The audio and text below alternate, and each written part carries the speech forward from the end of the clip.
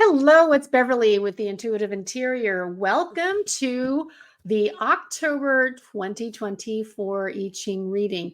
This is going to be quite the month. So, just to kind of give y'all a little heads up, in feng shui, in the Chinese astrology part of it, the Bazi, um, there is such a thing called a conflict animal. Essentially, every animal sign holds onto a certain part of the compass directions. And whatever's on the opposite side is like that magnetic force that you get. So when you put the two magnets together, there's always that push pull thing that goes around that feels rather unstable. Well, that's this month because we are currently in the Yang Wood Dragon year. And we are now in a Yang Wood Dog month. This means that we've got these two big trees, these big focused trees that they know where they want to go, but they're going about life very differently. So the Yang dragon energy is really focused on big picture stuff, spiritual matters. I know what's right. We're going to, move this direction because that's how we're going to, make sure that justice is served and life is great. And then you've got this dog energy, same kind of energy, very forceful. It's that upward trajectory. We've got a goal. We're going for it. But dog energy can be very loyal. It can be, it takes on many different qualities. And sometimes when you kick a dog too many times, it bites back. So now we have this, again, this push-pull energy, this conflict energy, this sandpaper type energy.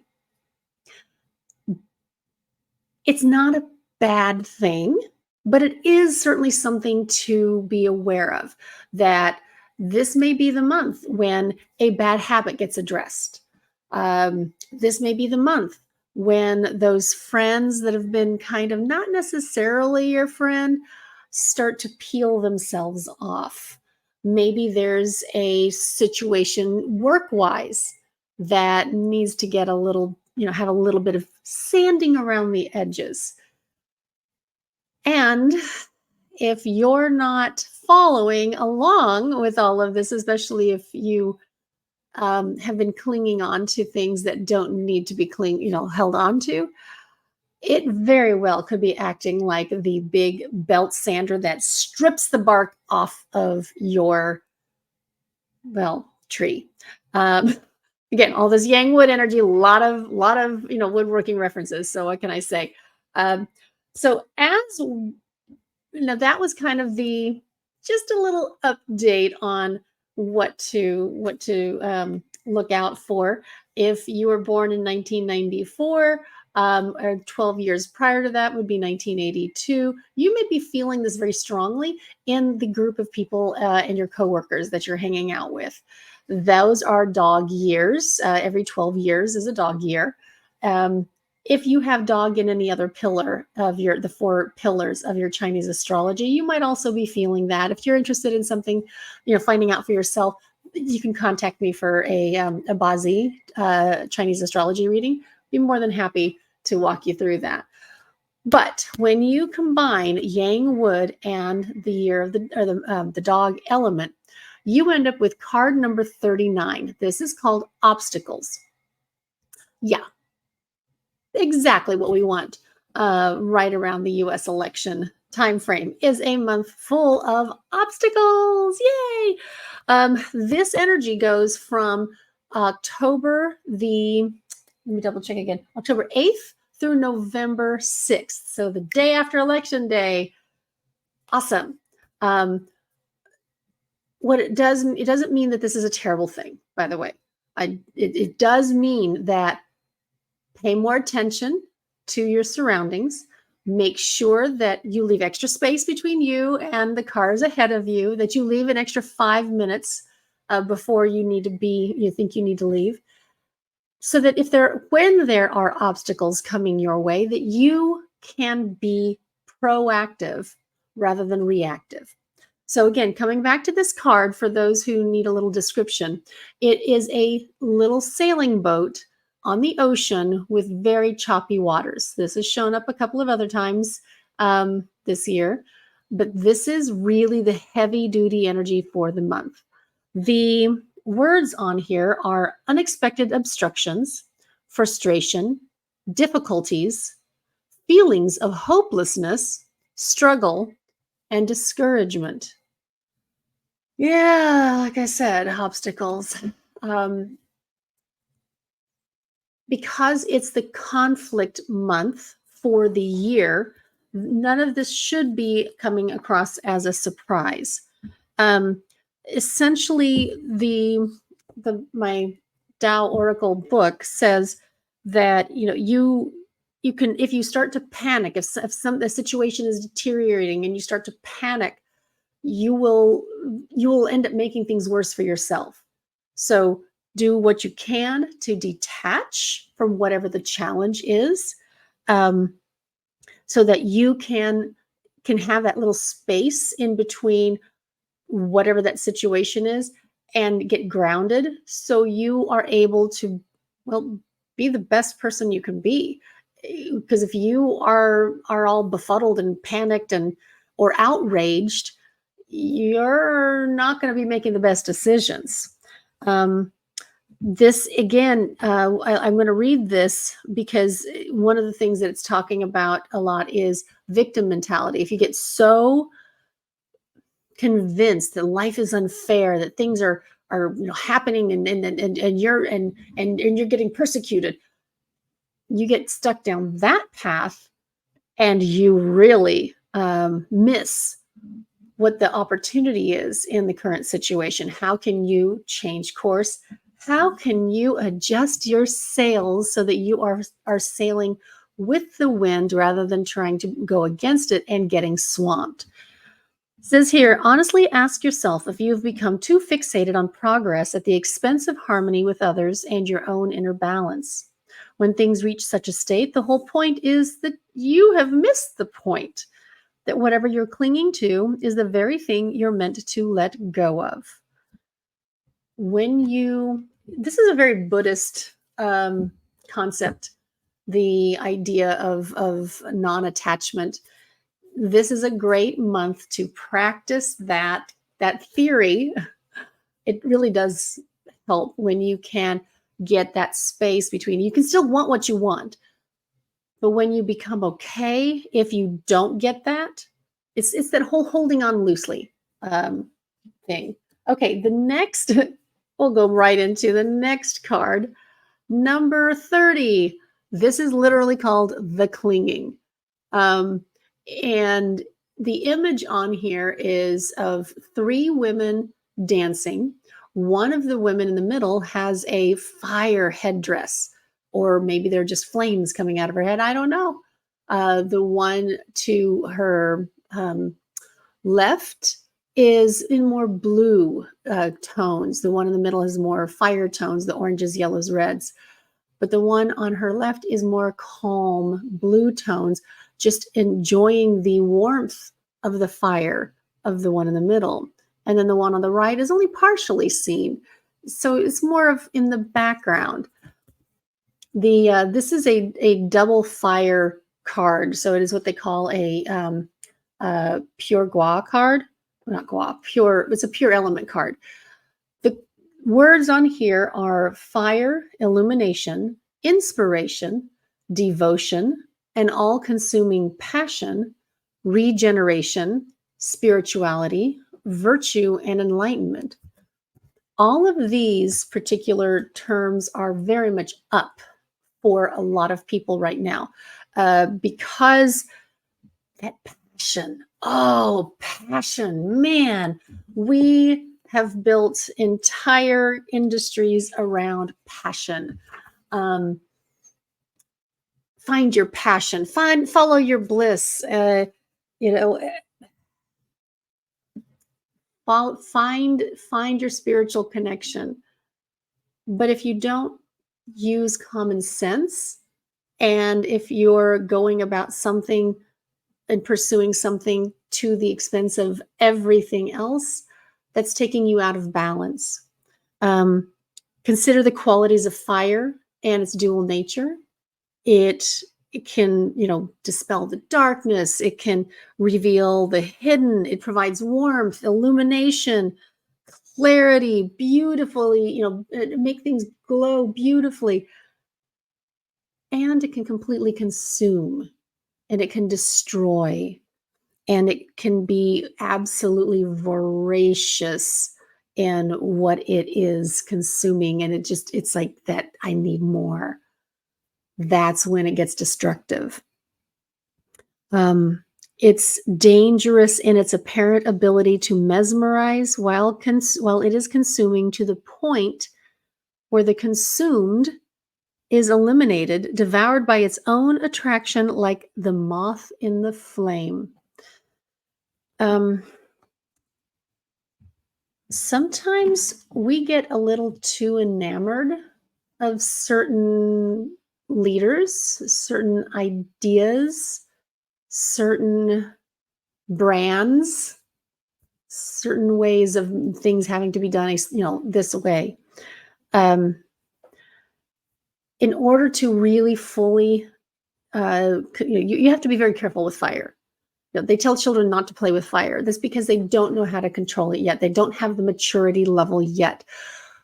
We will be seeing more and more people this month without the maturity to handle their sharp tongues, to handle their passionate discourse. We also then will watch those same people deal with the consequences of their inability to handle that passionate discourse. A fiery temperament prefers to leap now and deal with the consequences later, and it is simply childish to blame fate for what you attract when your actions are ruled by impulsiveness. Passionately surrendering to one's own cautious instincts can be in the service of anything, a person, place, object, or point of view, and is bound to be transformative in some form or another. So surrendering to this all-consuming passion will transform us. That it's going to happen. There will be change. That's a given. Sometimes though, again, that whole moth to a flame, I mean, maybe not necessarily a flame, but we've all seen the moths beating themselves to death, trying to get at that light bulb. This is where, again, taking a deep breath, grounding, and finding a way to disengage from that level of just blind obedience, following somebody, something. Says, if you feel as though you're standing in fire now, respect its capacity to cleanse and purify as it burns off whatever has become extraneous and burdensome in your life. And this will help you appreciate what is happening rather than resisting it. Life is not out to destroy you. It's simply out to support your growth and your self-realization. Now, the focus line on this is number 1. Again, on that, we've got these 6 lines over here. The first 3, again, are more an internal world, because it's focus line 1. It's essentially the words on that are like taking action, acting correctly, doing something at the first opportunity. So when you start to see that, oh, I'm going to put my hand on the fire. I've got to go do this. Oops, wait, maybe exercising a little caution. Maybe that's the thing to do. So this focus line number 1 specifically says it is just in those moments that you're tempted to throw all caution to the wind that you need to be extra alert and willing to take responsibility for your choices. The moment when a tumultuous situation is beginning to unfold can sometimes be the best time to take a step back and watch to see where you're going before you leap in with both feet. Beware of the temptation to see what is facing you as your quote-unquote destiny. That's often just a costume for what is actually your quote-unquote temptation. And the test could very well be your ability to turn aside before it gets too hot for you to handle. So before you jump into that really not nice exchange online or even with friends or family, take a step back and ask, is this the fire that enlightens or the fire that consumes? The next card is number 33, and it's called Retreat. On this card, you see this beautiful pastoral looking scene. It's like a sunset over a meadow, and you have grasses in the foreground, and this line of geese flying south for the winter. They know that it's about to get cold, and it's time to skedaddle. The words on here are a timely departure, letting go, withdrawal, reevaluation, retirement, and don't hesitate to walk away. Okay, let me find that over here. This really, again, is asking us to follow nature. Notice how nature knows when to pull back. The leaves fall off the ground because the trees have withdrawn the sap, the nourishment, so that it can withstand the changing of the seasons. When we are faced with insurmountable odds, we also, as humans, should know to like say, oh, we shouldn't stay here any longer. I live in Texas, and of course there's all the lore about remember the Alamo.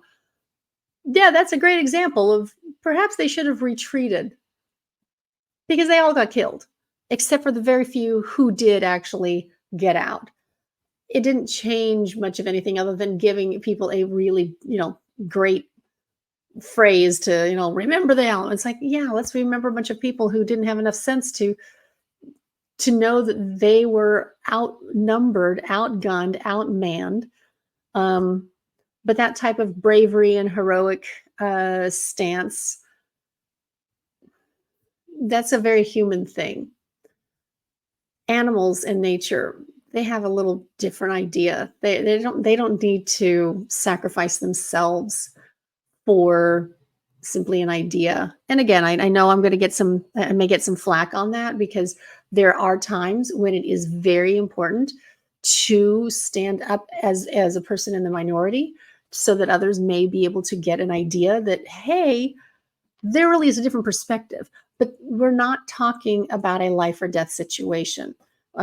You cannot make change if you don't live to fight another day. Just saying. So here, this is a good point to pull that idea together. It says this type of withdrawal implied here, what I was just talking about, is very different from a fight or flight reaction that is only interested in defending or protecting itself. In this case, retreat is an act of strength, not of weakness. When it becomes clear that the surrounding atmosphere has become chilly and what once supported growth and expansion is no longer available to you, consider all your options, but not for too long. Avoid any tendency to intellectualize, and watch out for that circular fretfulness of a mind that won't budge until it figures all things out. Yep, that kind of applies to me. I do tend to love the mulling around. So here's something interesting. The dog energy, it actually deals with the northwest sector, and the northwest sector is a yang metal sector. It's also the one that deals with head issues. So when you feel your brain spinning, that means that you have gotten caught up in this hyper intellectualizing rather than listening to your body. What does your physical body say? Do we move forward? Do we retreat? Do we stand still? Your body will tell you. Okay, so this also, interestingly enough, is a focus line 1. So again, same thing. At the first opportunity, act correctly, take action, start moving. It's like, okay, we got to go. So Flapping about and creating a drama isn't going to change the fact that your timing was off. The only thing that you can do is be more aware the next time a new opportunity arises. Better to step off the dance floor as unobtrusively as possible and sit this one out. So, yeah, just take a step back. It's all good. You're not a loser or anything if you just go like, "Ooh, I think I'm about to I think maybe trying to move forward is not the best thing. Maybe I should wait until the train actually is here and I don't accidentally step into off to the tracks." Okay, last card, Companionship. This is number 13, and the image on this are of two, they look like Polynesian women. They're bare chested. They're wearing beautiful, elaborate headdresses and appear to have some kind of floral covering for the lower half of their bodies. They have their arms around each other in a line type shape, and they both seem to be dancing a very similar dance. This is friendliness, mutual respect, shared goals, interdependence, agreement, and strengthening bonds. This has a couple of different possibilities of meaning for this card. Obviously, again, I'm coming back to the US, to the election, but this could go with any nation at any point in time, or any family group, any community area, etc. When you're talking about the companionship and the building of bonds and the weaving together of interdependence, it can feel to some people like they're giving up their independence. They're giving up their ability to do what they want, when they want, how they want. When you live in a community in companionship, you have social agreements. With this particular volatility that I keep feeling in this country, that the focus on the human relationships is going to make life a lot better. If we can remember that people who vote differently from us or have different ideas about voting in general, they're still part of the fabric of our community, of our society, and they all deserve respect. And they deserve to find ways that we can, again, we are interdependent.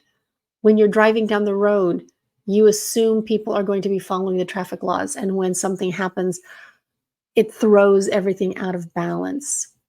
Right now, I truly believe everyone is working together, or the majority of the people are working together to have a safe and fair election. That is a part of interdependence. Working towards common goals strengthens the connections between people and enriches the larger community. It takes time for the roots to grow strong because we have to find common ground. With this wood energy that we have both in the year pillar and in the month pillar, we need to make sure that we focus on keeping ourselves grounded, because if we don't have good, strong roots, it's going to limit how tall the tree can grow. And we want to have that strength. We want to have that, big, beautiful canopy that shades and provides habitat, and it's lovely. Says a spirit of harmony among friends, between lovers, or within a community needs to be centered around a core that serves as a kind of invisible glue that holds things together.